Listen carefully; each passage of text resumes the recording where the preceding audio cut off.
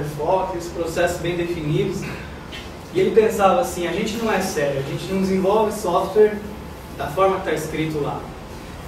E na realidade, ele foi descobrindo ao longo do tempo que aquilo não era bem sério, era meio que um suposto sério, por isso que está aqui entre aspas, né?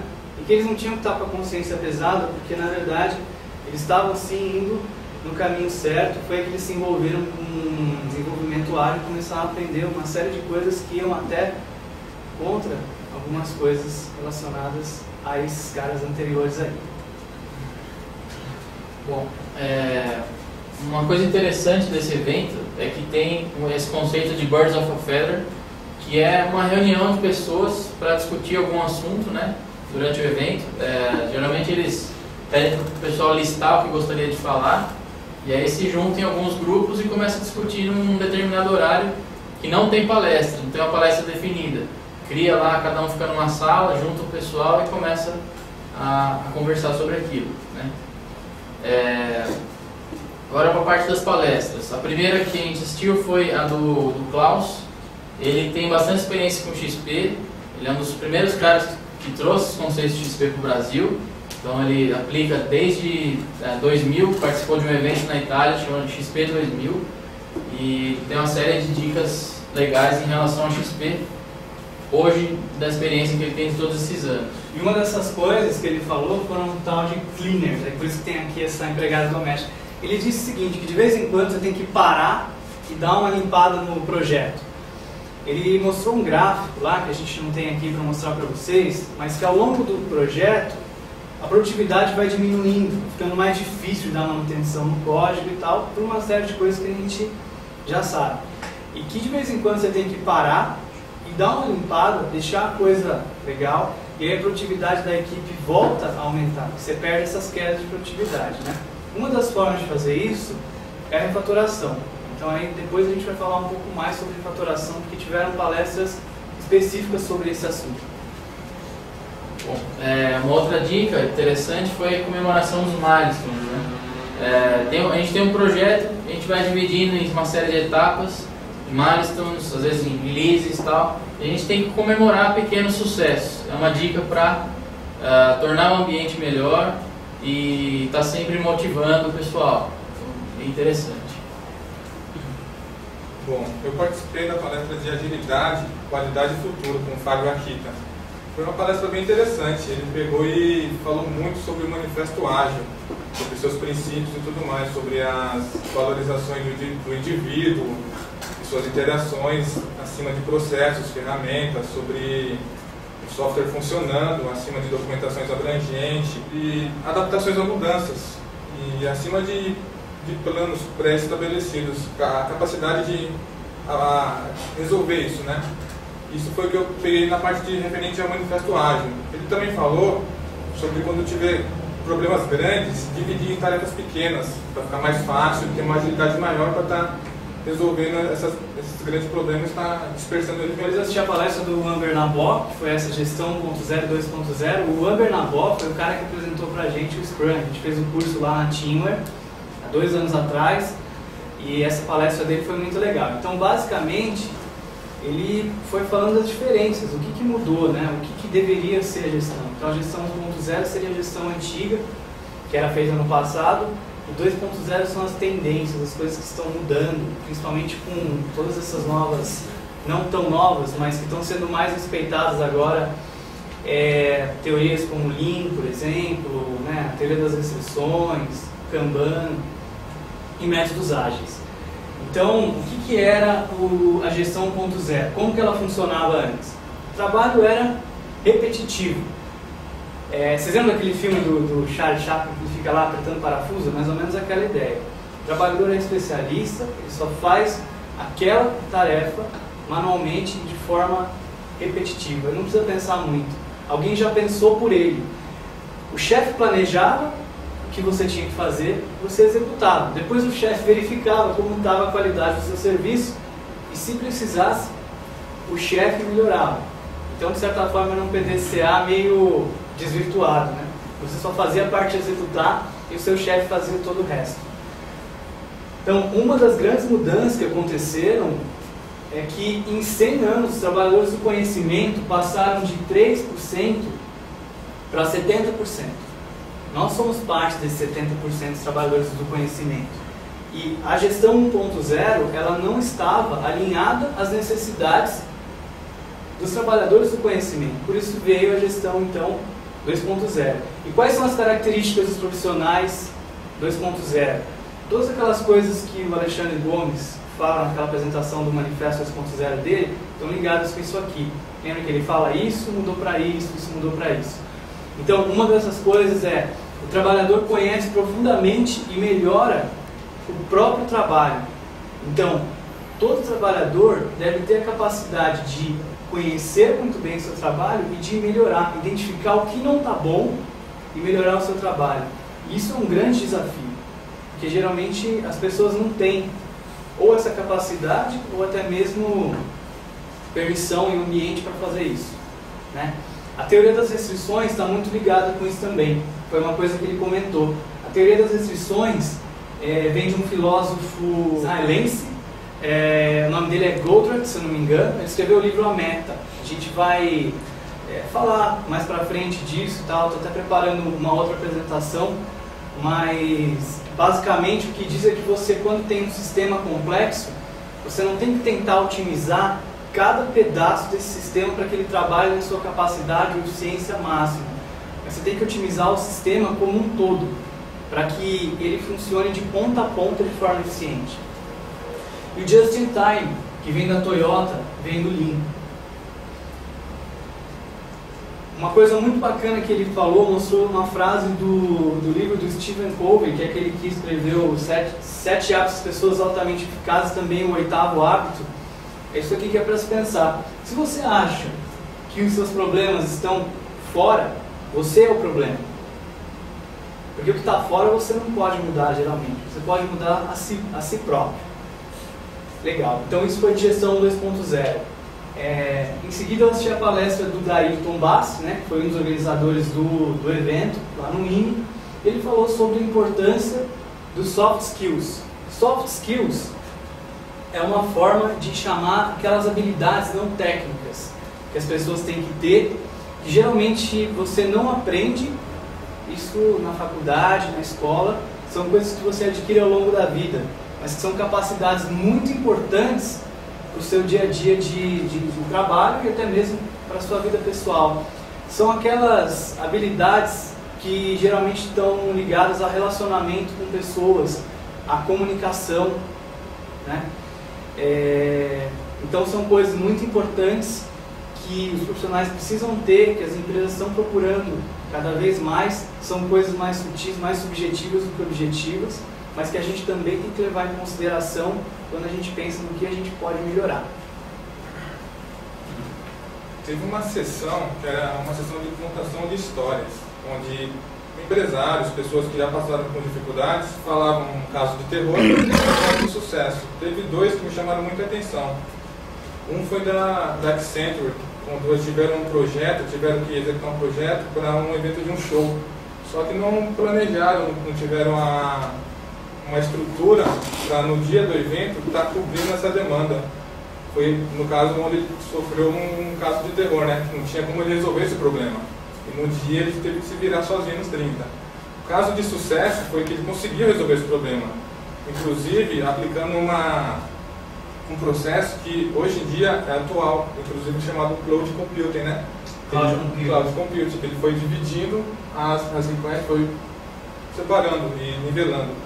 Outro caso também que eu assisti foi da Gol, que antigamente, no caso do check-in, para cada linha aérea tinha um terminal. Depois, com o tempo, eles juntaram, porém a Gol não tinha uma interface com esse terminal de check-in, que com o tempo eles conseguiram implementar e aplicaram isso. No caso de terror foi no caso que eles não tinham essa interface, não conseguiam estar vendendo, ter uma venda grande devido a isso. E o caso de sucesso foi que eles conseguiram adaptar essa interface e ampliar suas vendas.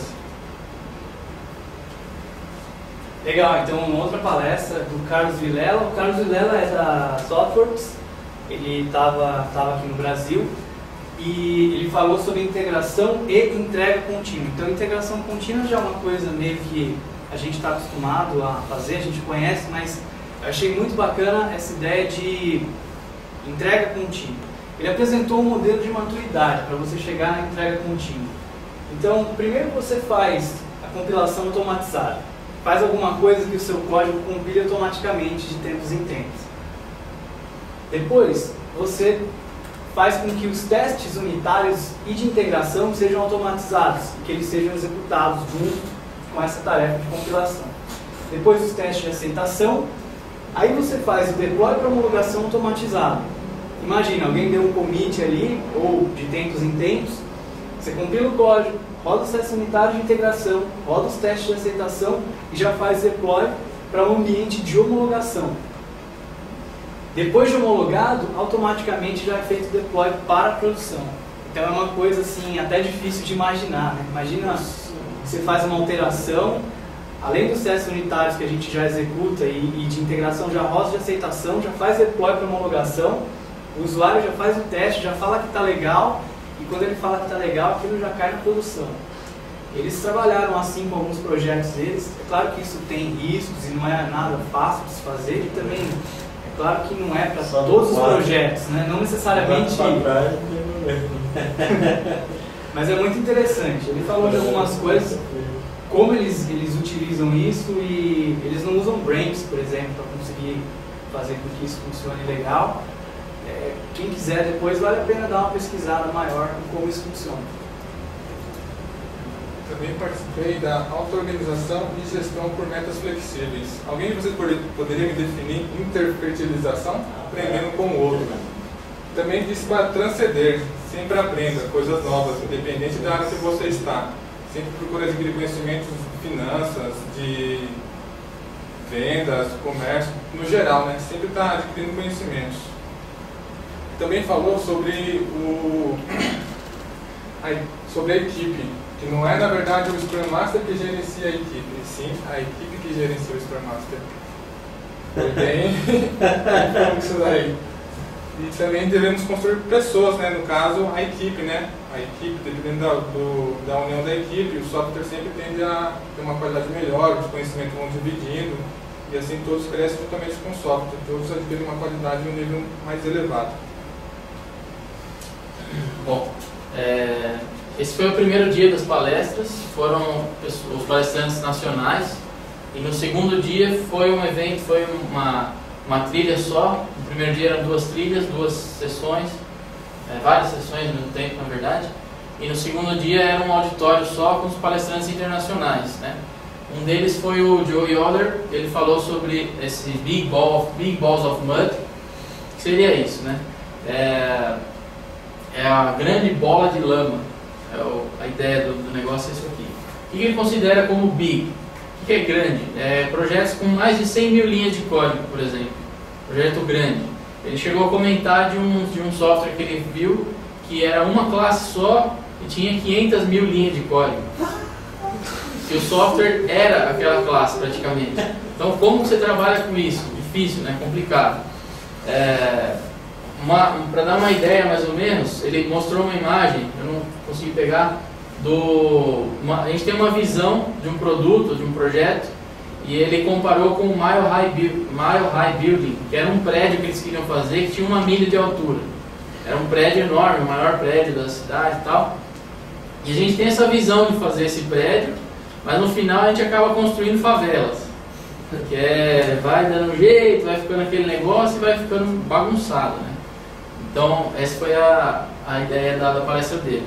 Ele tem um livro que ele escreveu foi um livro escrito em 97, esse Big Balls of Mud, e até hoje acontece a mesma coisa. A gente tem um monte de projetos com um monte de lixo, um monte de lama, que ele chamou, né? Ele apresentou alguns conceitos, por exemplo. A gente tem o código, pode ser um código ruim, mas às vezes ele vende muito mais. A gente comparou o Windows com o Mac, por exemplo. Windows, o pessoal pode comparar, falar que tem uma qualidade inferior, só que vende muito mais, está no mundo inteiro, está em tudo que é computador, então tem que balancear isso aí, né? Então a gente leva a gente a pensar no quê? se você faz o bom bastante, você tem o bom e tem o ótimo. Você pode ir atrás do ótimo e se ferrar, ou você pode gerar o bom bastante e já começar a gerar retorno sobre aquilo. ROI seria o retorno sobre o investimento, né? Então depois que está no ar o projeto, à medida que você vai implantando, você vai evoluindo. Ou então você tenta fazer o perfeito desde o início. Então tem que balancear isso também. E o que acontece? Software apodrece.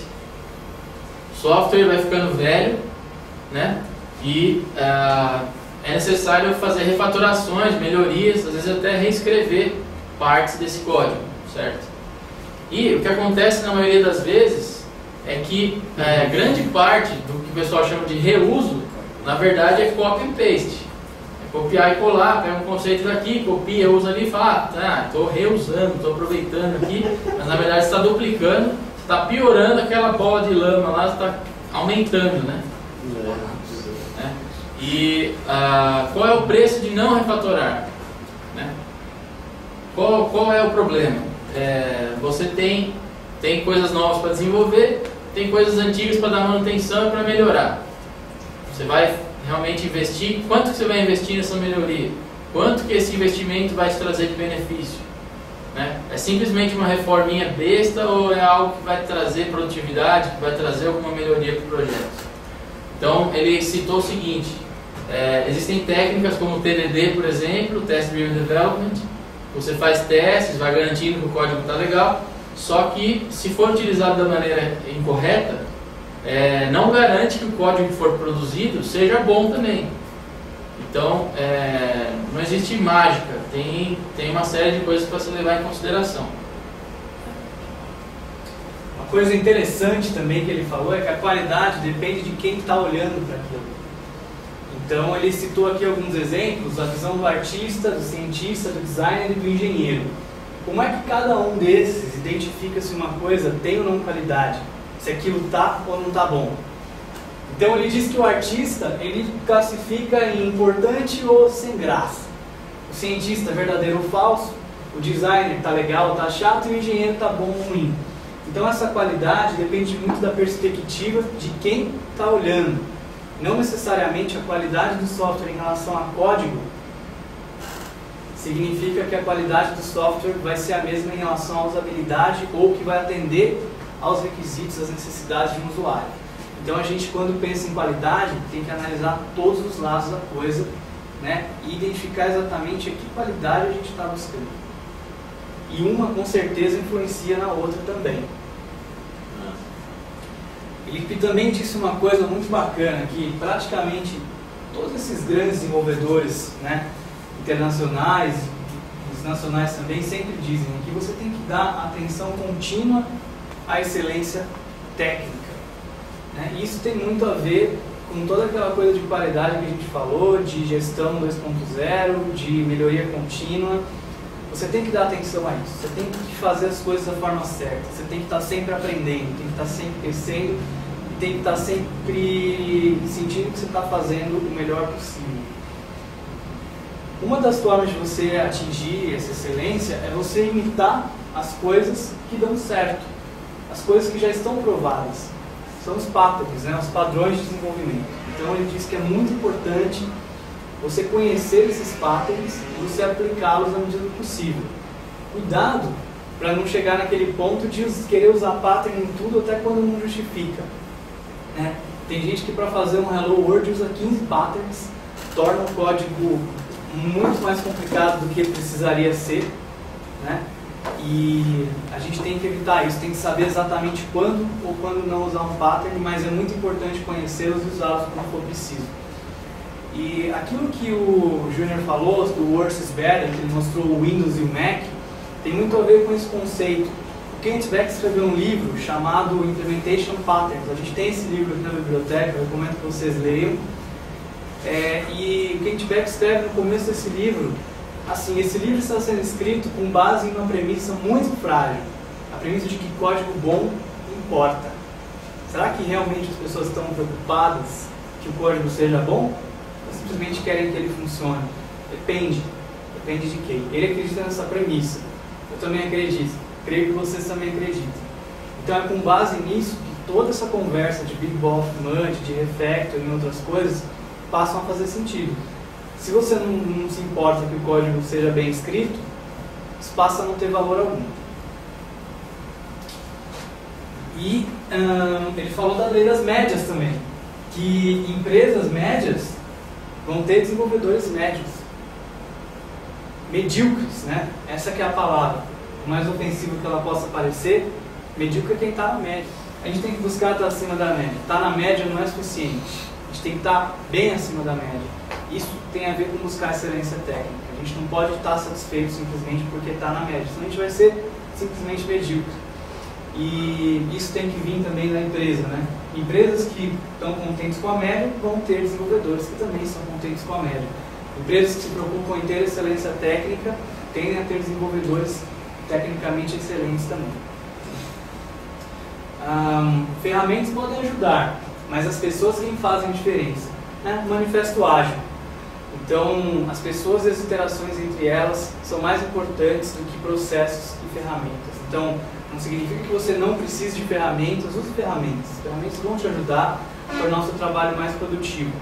Mas sempre valorize mais as pessoas e as interações entre essas pessoas. E não existe bala de prata, né? A gente sempre fala isso, a frase do Fred Brooks, que realmente vai acontecer. Façam mudanças graduais, pequenas coisas que vão te levar ao sucesso, né? Então não vai ter uma ferramenta mágica, não vai ter um processo mágico, vai exigir muito esforço, e vão ser uma série de coisas que juntas vão fazer com que a gente consiga aquilo que a gente espera. Bom, a segunda palestra foi da Jutta Eckstein, alemã, Agile Software Development in the Large. Significa isso. In the large seria empresas grandes, empresas com diversas equipes, com uma equipe de desenvolvimento grande, né? E ela comentou que nos métodos ágeis, tanto Scrum como o XP e tal, todos eles não dão tanta informação de como se trabalhar com grandes times. No Scrum até existe aquele conceito de Scrum of Scrums, que é uma reunião que tem umas equipes, depois tem o líder da equipe com todos os outros líderes, faz uma outra reunião e vai subindo, né? Inclusive existe um livro do Ken Schwaber que é falando sobre isso, Scrum in the Enterprise, se não me engano é o nome desse livro, e fala um pouco mais. E ela tem experiência com esses tipos de projetos onde tem empresas com grandes equipes, né?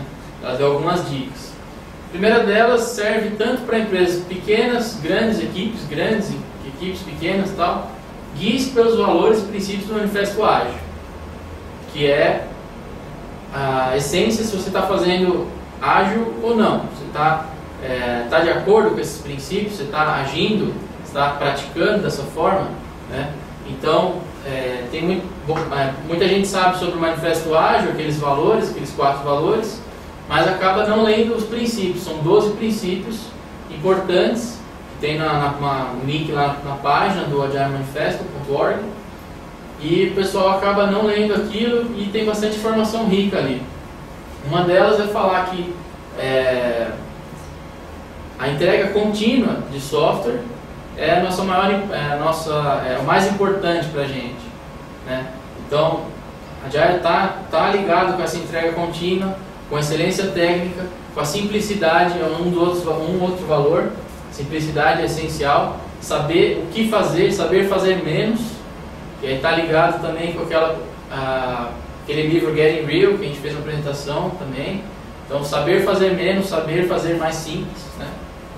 E tem uma série de outros princípios e valores.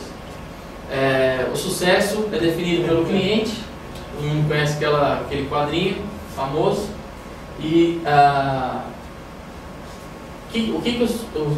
ninguém mais pode definir o que é sucesso a não ser o cliente. Então, é ele que é interessado no software, é ele que está bancando o projeto e é ele que sabe o que é sucesso ou não, né?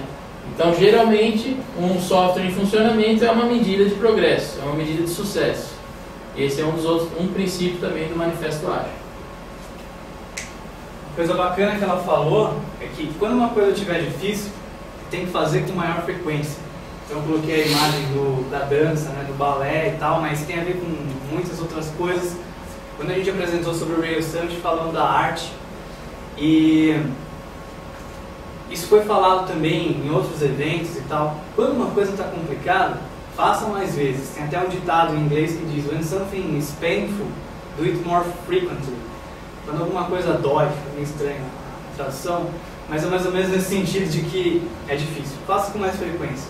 Exemplo disso foi os testes unitários aqui na Bluesoft. Quando a gente começou a fazer, era difícil, complicado, né? Eu lembro que tem gente até que falou: meu Deus, eu não sei mais nada, e agora que eu faço, não consigo sair do lugar, passo o dia inteiro e não sai, né? Então, faça mais vezes. E hoje eu tenho certeza que vocês já estão todos craques em fazer teste unitário, ninguém tem mais dificuldade. Muito raramente surge alguma dúvida ou pergunta em relação a isso, né? Porque vocês fizeram com mais frequência. Por mais que aquilo fosse difícil no início, agora se tornou uma coisa trivial para vocês.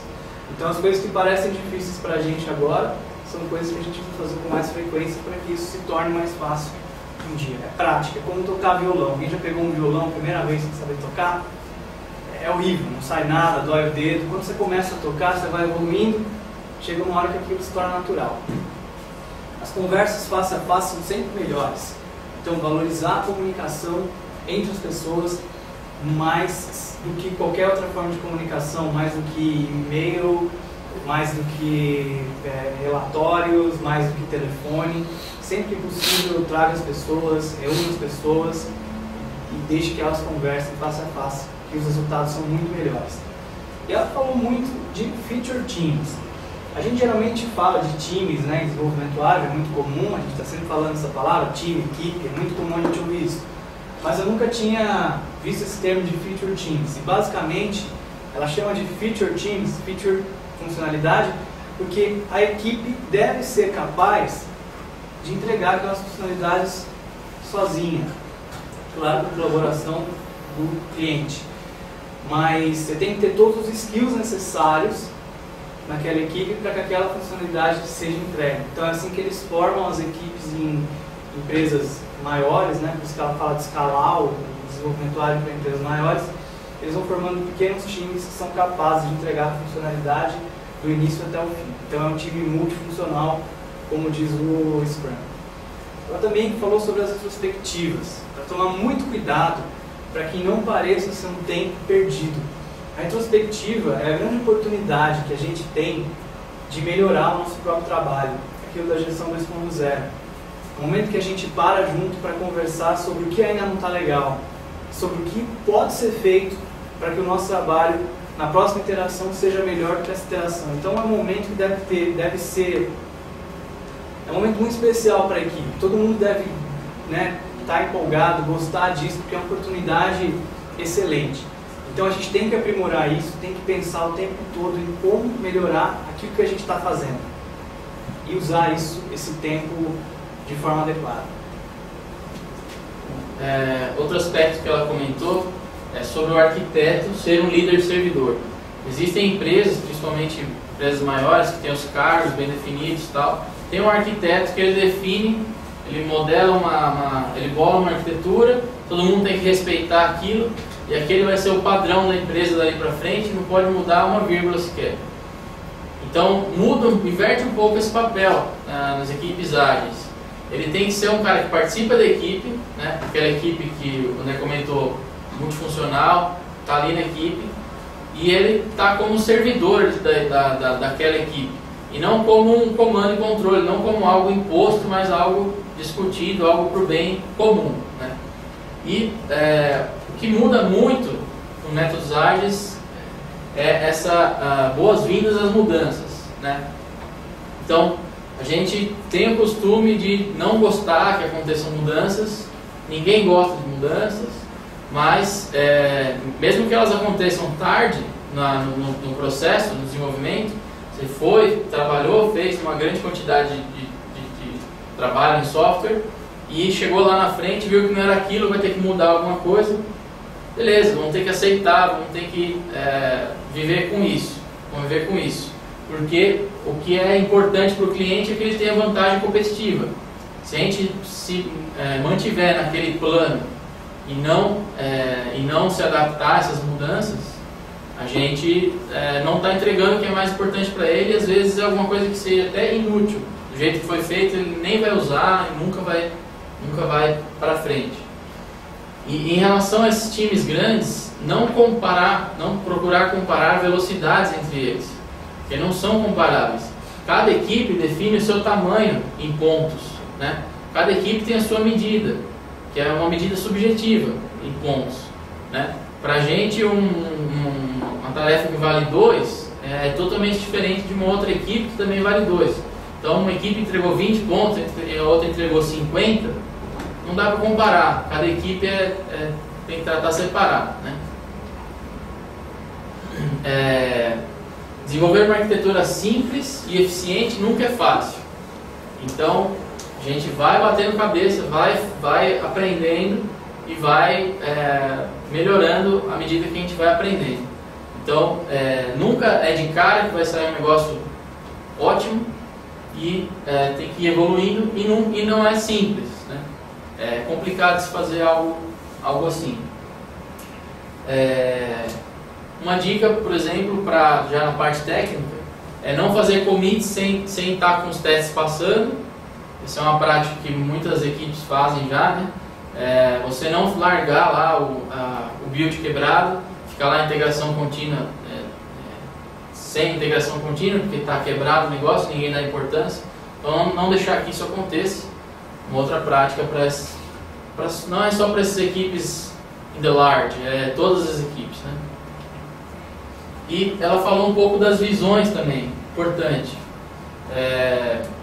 O Scrum Master, ou Coach, tem uma visão do processo.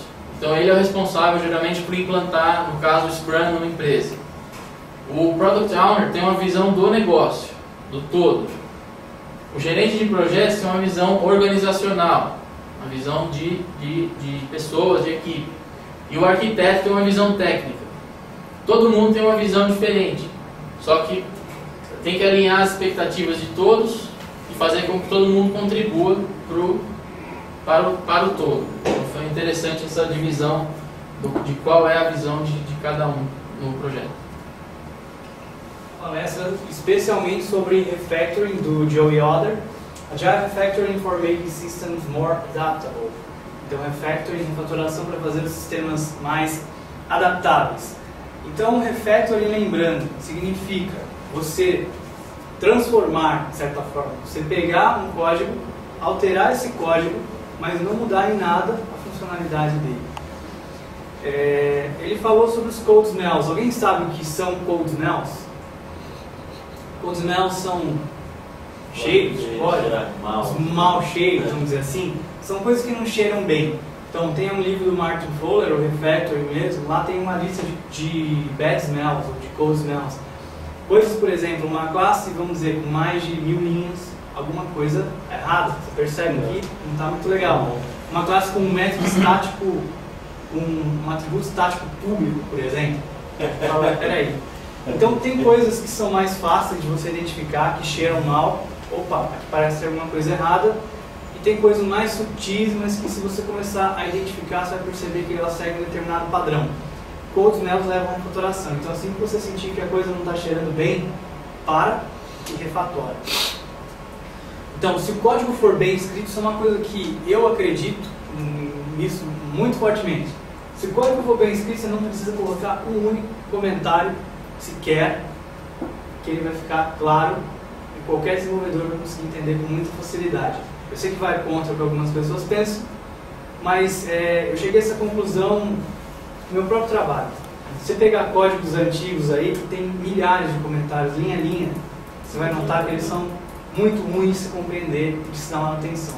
Outros códigos que tem milhares de métodos, né, mas quer dizer, um código ali não acoplado, bem escrito, você entende ele com muita facilidade, ainda que não tenha nenhum comentário sequer. Então, se você escrever o código bem escrito, você não precisa de comentário. Por isso, para mim, quando você precisa de comentário, já é um bad smell. Ele não falou isso, mas eu acho. Claro que algumas linguagens ajudam também. Algumas linguagens ajudam, depende. Tem linguagens que tornam isso mais fácil ou mais difícil. Então, a importância de saber que reescrever o código não é a mesma coisa que refatorar.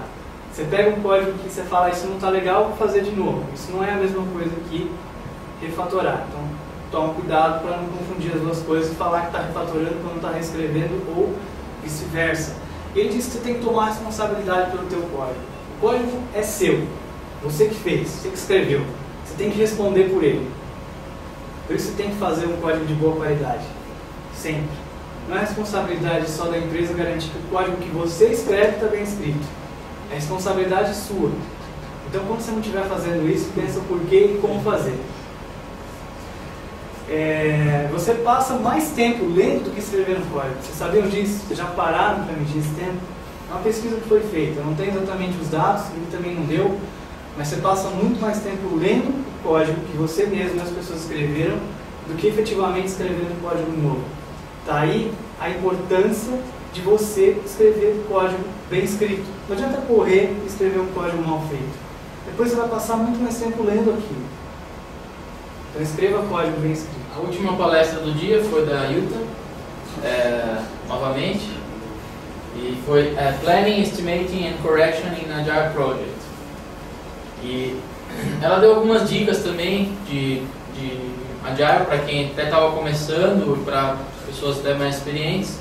Ela falou um pouco de Planning Poker, explicou o que era o conceito, tinha gente que não sabia, alguns outros conceitos de equipes que usam, coisas que são usadas em métodos ágeis, em equipes ágeis, e falou um pouco dos papéis, né? Falou do PO, ele deve definir os critérios de aceitação, a gente deve ter isso bem claro.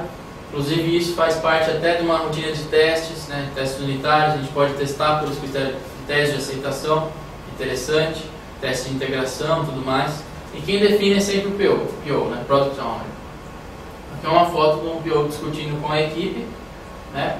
Outras dicas, estime complexidade ao invés de duração. Quando ela falou do Planning Poker, ela comentou isso, não ficar estimando em horas, às vezes o pessoal tem o costume de transformar em horas.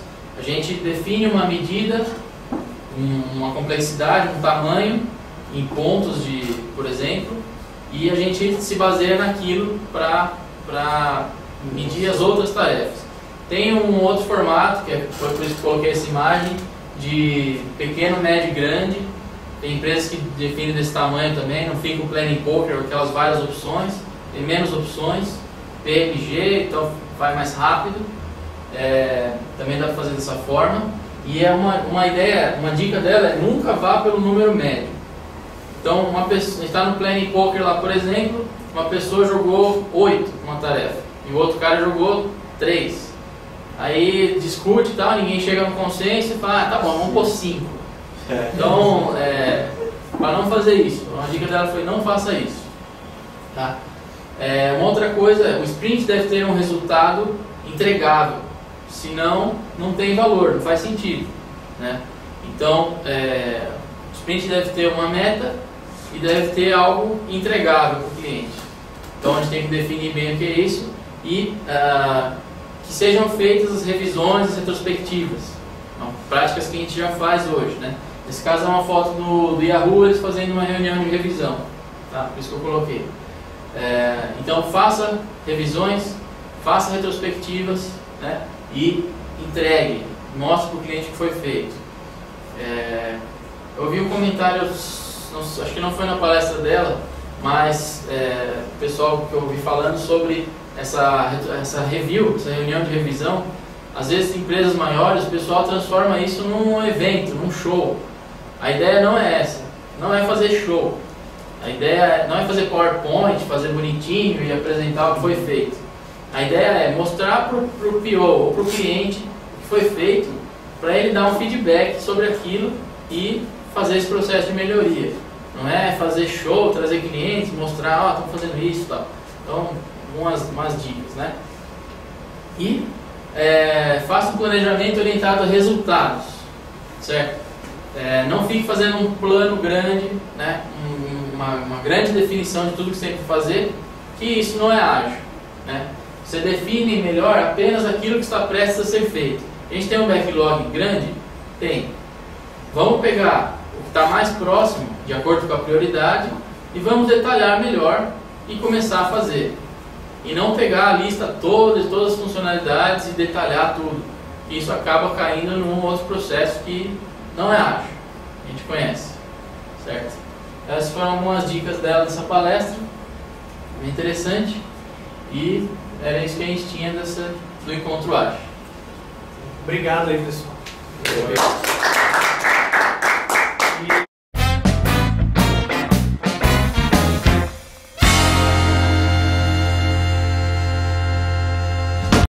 Eu acho que a grande sacada está aí na refatoração. Acho que é aí que a gente tem que melhorar mais. Aprender a refatorar. Talvez não saiba refatorar. Sei perguntar porque é seguinte. Sim, no Dojo a gente treina muito refatoração. Então é uma forma de aprender refatoração. Então quem puder vir, venha, participe.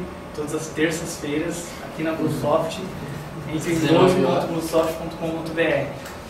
Então é legal vocês virem se participarem, quem puder, quem não pode, claro, a gente entende, não vai ficar chateado com o cara por causa disso, mas a gente precisa praticar mais. Eu acredito que a gente faz a fatoração menos de 10% do que A gente reforma mais que refatora. A gente deveria aperfeiçoar isso muito mais ainda. Acho que é isso que a gente tem que aprender. De tudo que a gente falou, acho que é o mais importante. É claro que eu vou cortar isso que eu estou falando agora. Só para mostrar para vocês aqui, quem consegue descobrir o pontinho vermelho aqui no canto? O Robson. Eu achava que era aquele. Só nariz, né?